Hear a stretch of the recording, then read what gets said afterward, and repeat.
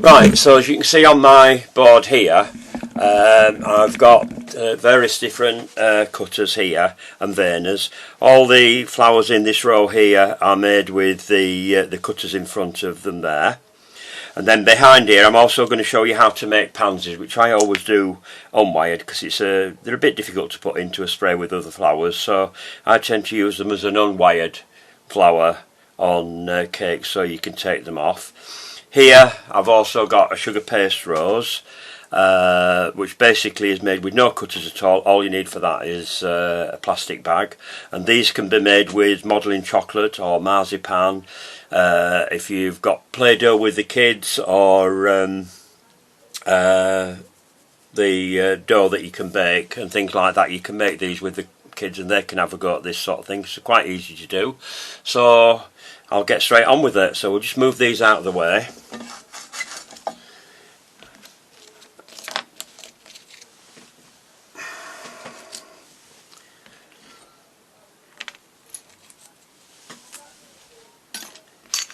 And I'm going to start off with these cutters here, because these are fairly quick to do. I've also got a dusting bag here. This is a nappy liner with, you can use either corn flour or icing sugar in it. Corn flour is probably better because you can use it for other things as well. Just don't get carried away when you're putting it on your surface, because it will dry your paste out if you get too much on. And same with icing sugar as well, you know, so be very careful with that. That's why it's in here, because it only lets small amounts out. And also I'll show you another trick you can do with this as well later on. So I'm just going to pop that to one side for now, and we're going to concentrate on these cutters here and these veiners. So I'm just going to put a little bit of white fat on my board. I don't want too much because I'm going to do other things on here, so I've got to clean it off. So get my paste. And you can do various different kinds of flowers with these sort of things. So I'm going to use a dark colour here to start off with, so you can see what I'm doing and you get a clearer effect there. So here I've got some paste that I've coloured with claret from Edible Art, from Sugar Flare. I'm getting me mixed up with between my powder colours and my paste colours at the moment. Very easily done when you're getting old like me. So we roll the paste out quite thin, and then I'm going to use this cutter. You just cut your flour out, take your excess paste away. If you've got a palette knife or something like that, just get it off your board like that. And then what I'm going to do is I'm going to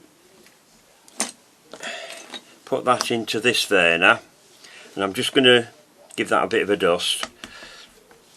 Get some of your dust out, don't leave too much in there, because particularly with dark colours it will mark. If you're using icing sugar, you can steam them afterwards, and that does get rid of it. It melts the icing sugar.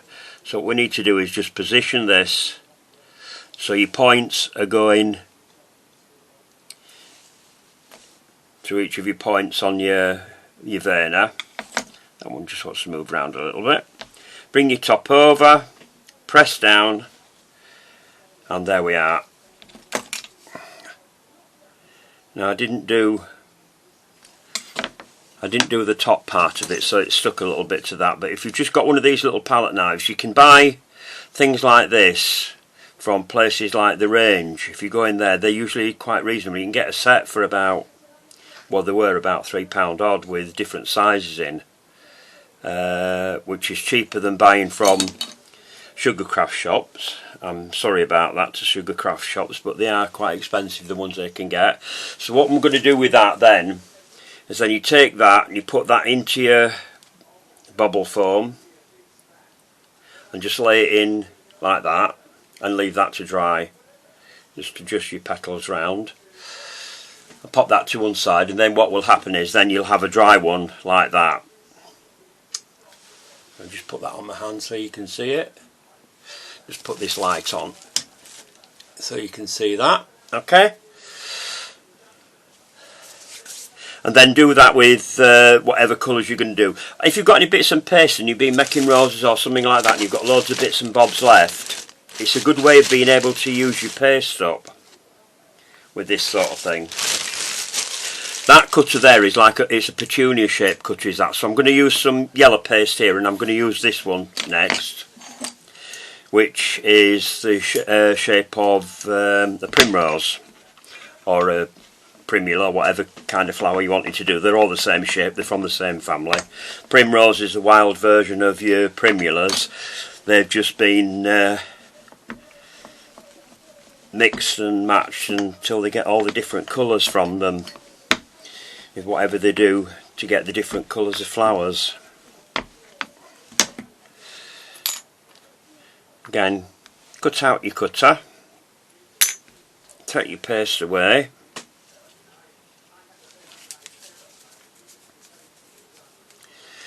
don't forget to keep covering your paste up. I've got a plastic bag here with all my paste in that I've wrapped it up in, ready for it to go.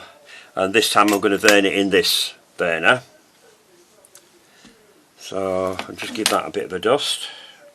Just both sides this time.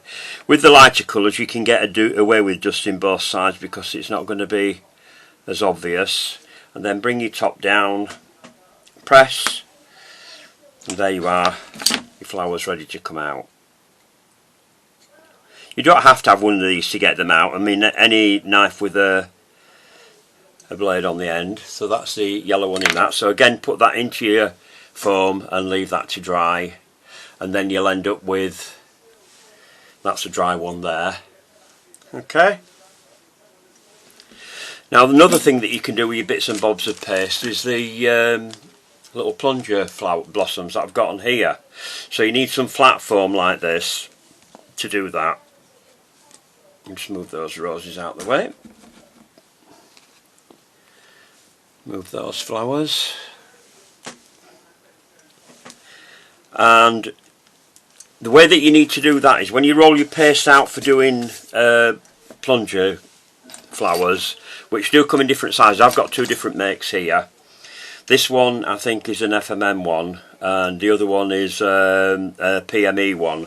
The PME ones come in a set like that with 4 different sizes. I very rarely use the big one, but that one I've got there is the largest out of the smaller 3. And with these, what you can do is you can get those ready and dried.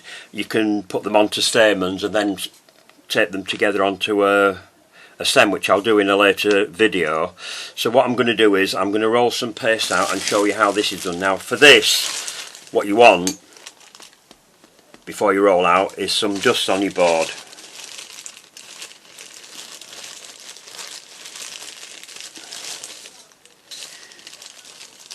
Find a colour that I'm not using for anything else. So I'm going to do some pink ones this time.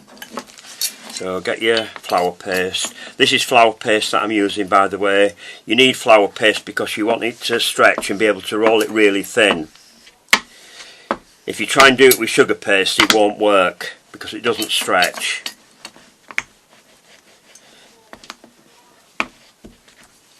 Right, so once you've cut those out, so what you do then is, first of all, is make sure that that's not stuck to your board. So take it off and move it around so it slides around.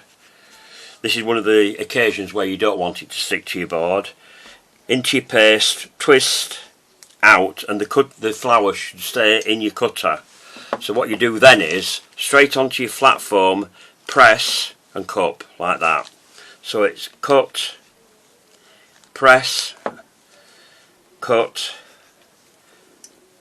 press, cut, press, cut, press, and you can get a load of flowers done all in a very short period of time. Then what you can do with them then is, unless you're going to use them as they are, putting them straight on something, if you wanted to put them into a spray of flowers or anything like that, you can make gypsophilia by using the smaller sizes like that little tiny one there. And what you would do is then just make a little hole with a glass headed pin. I use these for attaching flowers to wedding cakes until they're dry so they don't fall off, and then you can see them so you can take them out before your cake goes out. Make a little pinhole in the centre of each of the flowers like that, and then just leave those to dry, and then at a later stage you can come back to those and you can take 2 or 3 of them onto a wire, and you've got little filler flowers to go in your sprays, as opposed to the ones that I did in previous videos. Right, now then, pansies. Very easy flower to do, and unlike some of the ones that we've done in the past, you don't need to roll your paste too thin. You do a pink one, I think.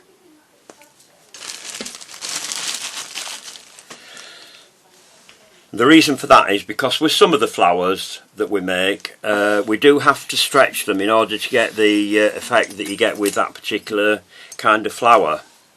So we don't roll it quite as thin. So I'm going to go back to putting some white fat on my board, because this time I want it to stick. Roll your paste out, but don't go too thin this time, because we are going to stretch it. So then you want your cutters, which I've moved and lost. There they are. There's one of them anyway. 2, 3. So these are the 3 cutters we're using. There's 2 of them that are like rose petals, and then this. They come in a set of 3 like this if you buy them. But if you don't have them, if you can find a bottom piece that shape, you could use rose petals that you might have in a set you've already got. But quite a few flowers actually are the same shape, so just watch when you're buying cutters what shapes you're getting. So we'll cut out 2 of those.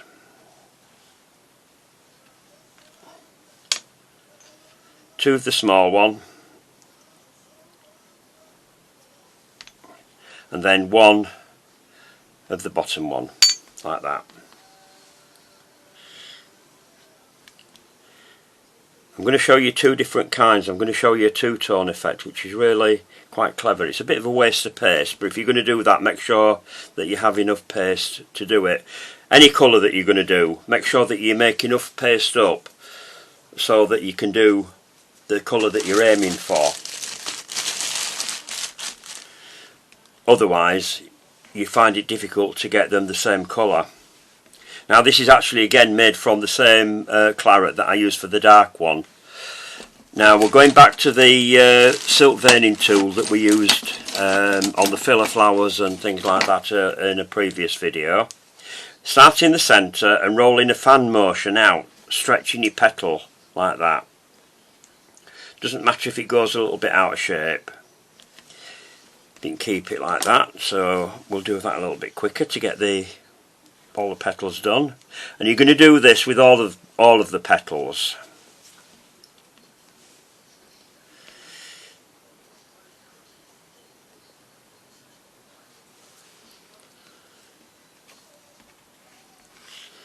The only difference being on the last one, the bottom one, we need to keep this little piece at the top there, you need to keep that thick, so your veining tool goes in there and then roll out like that, just leaving that, so you're not doing anything with that top bit at all. So the next thing we're going to do is to get that on the edge of your finger and then go around and frill the edges. Make sure that your veiner is going the same direction as the veins you've already done.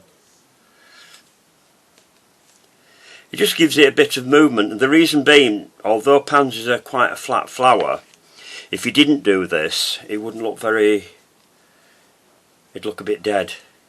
So sometimes we have to give nature a helping hand with things like this, and we have to put a little bit more movement in than we would normally do. Same as in the previous video that I did with the sweet peas. When I did the variegated ivy is very flat, so again you need to give a bit of shape to your leaves in order to make it look lifelike, if that makes sense. Does to me, because I've been doing it a long time, been doing it over 30 years, so it becomes second nature when you've done it as long as I have. Onto your bottom one, roll your bits of paste round like that. If I've gone out of camera shot, I apologise. I have to keep looking up at the monitor to see if I'm still in shot. Right, now once you've done that, then you want your glue.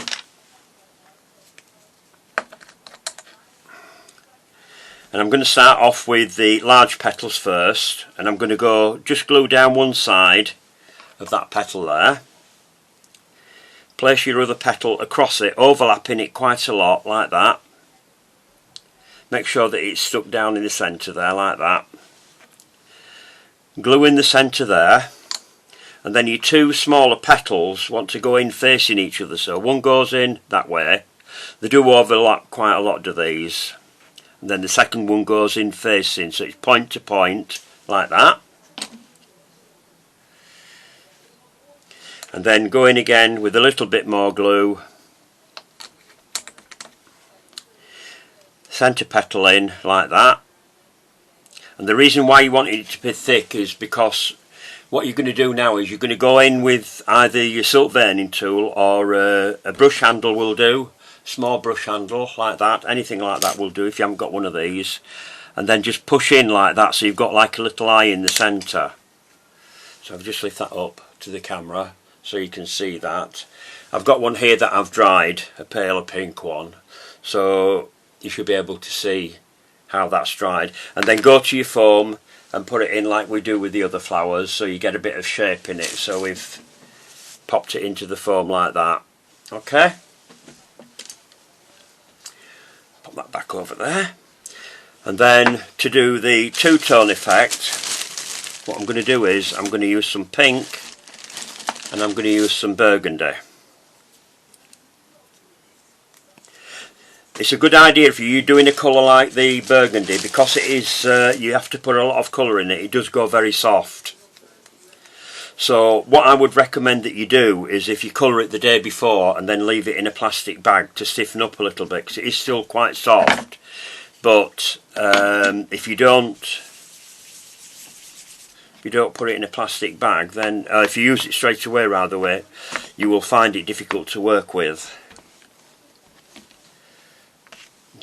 Now I don't normally turn it round like that, but I'm going to have to move these around because I've rolled that out first of all, and then I'm going to roll some pink out.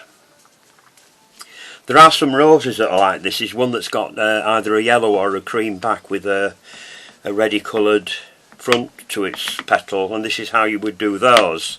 If you roll out two colours like this, I've got a bit of dark colour in there that I've got mixed in. Then you put that on top of the darker colour, like that. I'm just going to take some of that excess away, because we don't need that. And then roll out again over the top of it, just to make sure they're both rolled together, like that. And then cut out your petals again, the same as we did with the previous layer. Make sure I miss that piece that has got a bit of darker red in it. We don't want that in it. Take your paste away. Like I say, if you're going to do something like this, obviously try and get them as close together as you can and get as many as you can out. But you need to make enough paste, because once you start rolling that in, it's going to end up a different colour altogether. But you could make some little filler flowers with that. Right, so turn them round so that the point is away with you. So you always want the bottom of the petal away from you. You notice we haven't used the pad here for this. It's a lot easier to do this on a hard surface because we want it to stretch. So again, in the centre, roll out, centre, roll out. For those who want to join the college classes at Bradford College, this is something that we do in this second term on the improvers. On the first one you do roses and a Christmas cake. The roses are in my first DVDs, but I've done a big spray with that, so you wouldn't be expected to do all that. I just did that to show you what you can do. But the roses will be made the same way. And I am going to show various different ways of making roses, because there are quite a lot of different roses that you can do, different ways, as well as the unwired ones. Right, onto the edge of your finger and then frill your edges. Now I'm going to frill a lot firmer with this, and the reason being because I want that burgundy to start showing through on the edge of the petal. And there is a range of oh, that's torn it, that's torn, never mind if it does that, nothing's perfect in nature.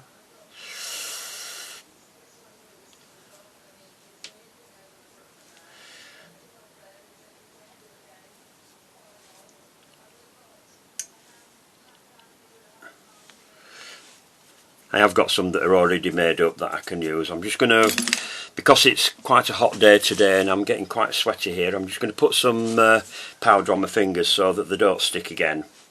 So I'll do it this way. It won't stick as much. What I was going to say is there is a range of pansies that came out a few years ago that are very, very frilly like this. I'm just trying to think of the name of them now.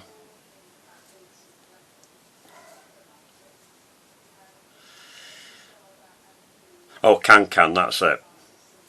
The reason it's got that name is because I'm thinking of a can skirt, because they're very frilly. And it is very frilly on the edge, frillier than the normal pansies, and you can see the colours start to bleed through on the edge. And what we would do with that is, when you come to colour your pansies, to dust the edges, you can do that with a deeper colour so that accentuates the colour that's already coming through. I mean, you don't have to do this. I mean, you might say to yourself, well, why go to all that trouble? Well, that's the sort of thing we do with gluttons for punishment.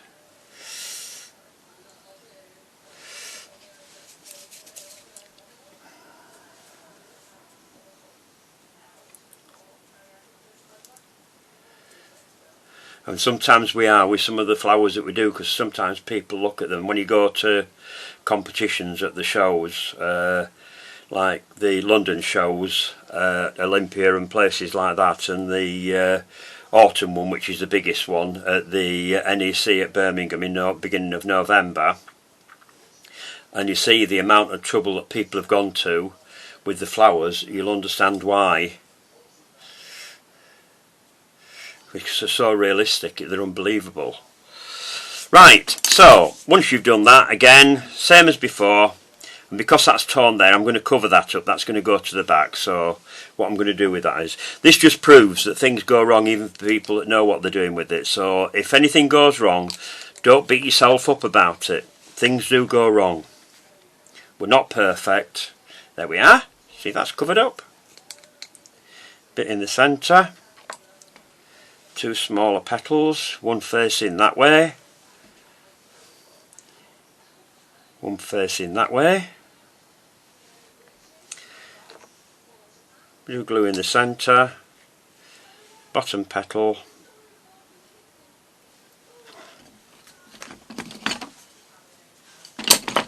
in with your silk veining tool into the centre for the eye, and then onto your foam. It's a bit tatty as that one, but I've got some better ones that I did earlier that I can use for colouring. Right, so I'm going to stop there because I've only got a few minutes left on my video, because it only records just under 30 minutes at a time.